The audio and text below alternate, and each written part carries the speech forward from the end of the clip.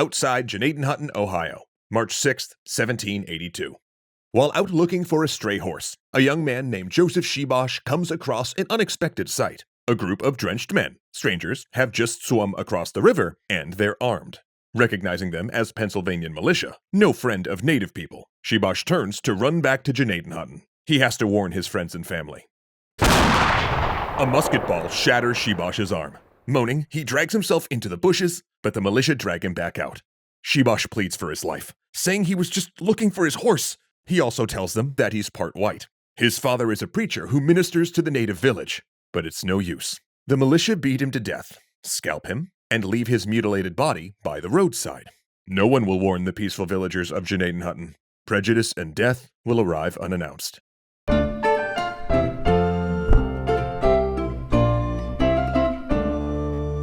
Want to see the first episode of our new Napoleon in Egypt series immediately after watching this episode 2 full weeks early? Well, with Nebula first, you can. Learn how after the episode.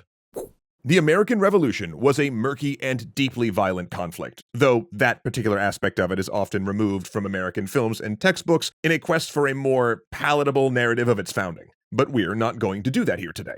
So in the interest of countering that sanitized version of history, just be aware that this episode is going to be more violent and emotionally charged than usual. So with that in mind, please take care of yourself, and viewer discretion is advised. During the American Revolution, the regular armies of both Crown and Congress committed massacres upon one another.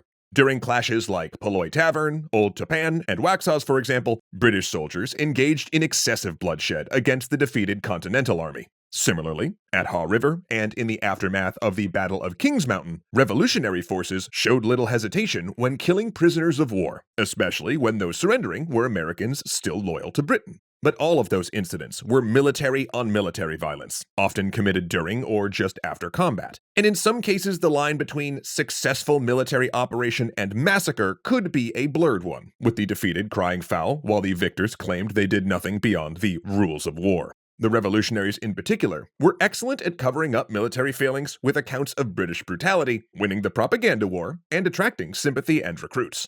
There were times, however, when this extreme violence did spill over beyond the battlefield. Civilians, whether pro-revolution, loyalist, or neutral, suffered a great deal during the war, from theft and forced eviction to assault and rape. Though it should be noted that cases of civilians being outright killed were thankfully rare, there were exceptions, the worst of which ranks as the bloodiest and most brutal massacre of the American Revolution.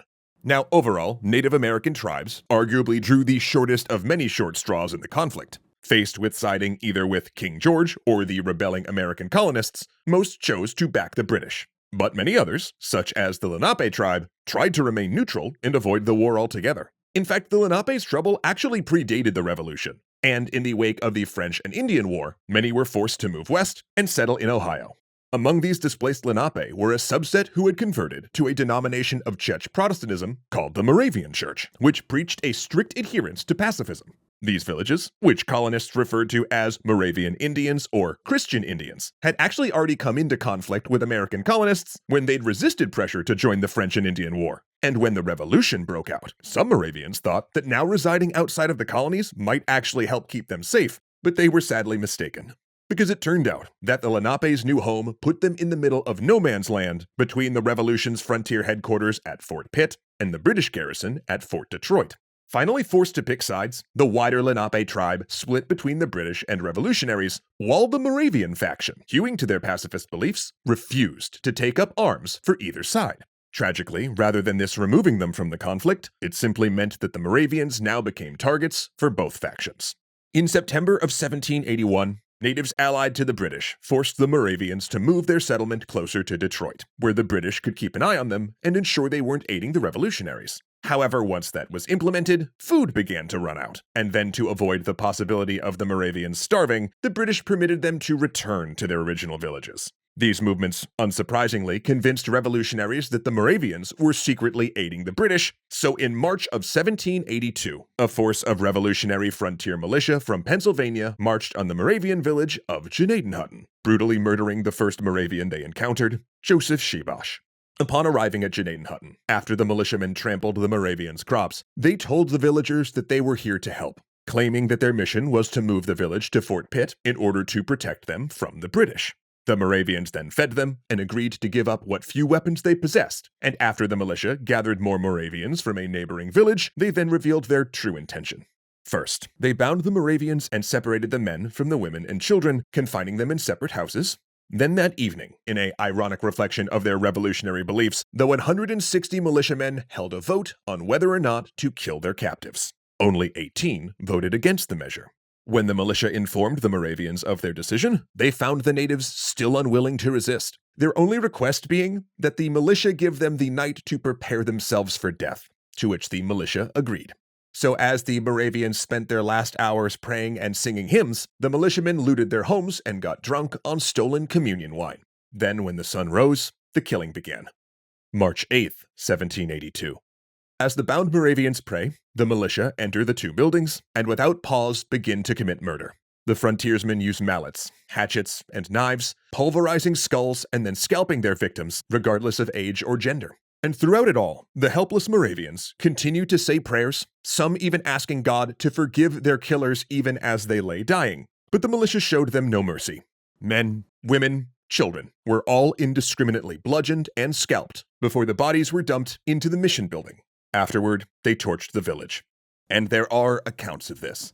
One militiaman, Nathan Rollins, whose father and uncle were killed by a different native tribe, personally slaughters 19 Moravians. Then afterward, he sits down and, weeping, admits that it was no satisfaction for the loss of his father and uncle at all. Another account recalls how the, quote, dreadful work of human slaughter continued until every prayer and moan and sigh was hushed in the stillness of death. In total, 28 men, 29 women, and 39 children were murdered. Only 2 children, one of whom had been scalped, actually survived. One played dead before slipping away, while the other hid in a cellar before escaping the burning building. One of the few militiamen who'd refused to take part in the killings later adopted one of these survivors. Now, as news of the massacre spread, some colonial Americans denounced the act. However, most either voiced no opinion or backed the actions of the militia, and no criminality or wrongdoing was ever assigned to the killers. Benjamin Franklin summed up the attitude when he wrote of his infinite pain and vexation on the matter, whilst still laying the blame upon King George. However, despite his supposed regret for the massacre itself, Franklin was also printing false newspaper articles claiming that the British paid Native American bounties for colonial scalps, stories that encouraged violence toward Native peoples. And though the siege of Yorktown in 1781 had ended major fighting on the eastern seaboard, the revolutionary conflict on the frontiers continued and actually became worse in late 1782 and 1783. Word of the events at Gnadenhutten encouraged natives to take up arms and mount retaliatory strikes. Incidents of torturing and killing prisoners increased, and one captured Continental Army officer, William Crawford, falsely accused of being present during the massacre, was beaten, shot, mutilated, and scalped before being killed. While 1783 marked the formal end of the American Revolution, Native tribes continued the struggle as the United States focused its efforts on Western expansion. Violent frontier conflicts with the new republic continued throughout the 1780s and 90s, many of which fed in part by the memory of the slaughter at Gnadenhutten. Today, figures like George Washington, Alexander Hamilton, or events like the Siege of Yorktown occupy the front and center of American historical memory, whereas killings like Gnadenhutten or the many other frontier murders and massacres during the Revolution are often forgotten or at best relegated to footnotes. But doing that is an egregious mistake, because the birth of the United States cannot truly be understood unless it's viewed in its entirety, and that does include its uglier truths. In fact, it's the parts of history that people wish had never happened that are often the parts that need to be the most keenly remembered, because otherwise, the stories we tell ourselves about the origins of our current world risk becoming mere comforting fables, rather than being the important and just deeply culturally expensive lessons that we can all learn from so that the same mistakes are never made again. I mean, that's a huge part in why we feel it's necessary to create episodes like the one you just watched in the first place, even though there's always a very real chance that they'll be demonetized due to their subject matter. But thankfully, we can more confidently take these swings as a studio, since we no longer are totally beholden to the YouTube algorithm and know our episodes will always play without restrictions over on Nebula. Actually, with the help of a bunch of our creator friends, we just ramped up an awesome new feature over there called Nebula First. Basically, it works like this. Thanks to the support from Nebula, we can produce and release our Extra History series episodes on Nebula at least a full week before they get posted to YouTube. However, this time round, we are super excited to announce that you can actually go watch the first episode of our brand new Napoleon in Egypt Extra History series 2 whole weeks early, right now. The French invasion of Egypt in 1798 is sometimes treated like a sideshow in the Napoleonic Wars, just one of many rungs in a ladder that helped Napoleon to power while inventing Egyptology as a byproduct. But this view is vastly underselling it as an event. It's not only frequently cited as the first modern colonialist project, it will also set some patterns that will look all too familiar to the more modern Western interventions in the Middle East. And that is just the beginning. You also get a ton of other great Nebula First content from creators like Jacob Geller, Mariana Vieira, Legal Eagle, and more, all posting their videos earlier than you'd see them on YouTube. Ooh, and one of the other Nebula First shows I can't get enough of is the globe-trotting giant that is Jetlag Race Till the End of the World. It is literally the coolest travel game show, and I cannot wait to see how Season 5 wraps up. If you haven't seen it yourself yet, you are seriously missing out. Go Team Sam and Toby, I believe in you! Plus, that's on top of the other exclusive shows we've done over there, and the Nebula classes that Jeff and I both made, which honestly, we are super proud of. I can't wait to hear what y'all think of those. Now, Nebula is normally priced at a pretty darn reasonable $50 a year, but if you sign up using our link below, you'll get Nebula for only $2.50 a month when you sign up for an annual plan. Oh, and I did the math so you don't have to. That's around 40% off the regular price, which is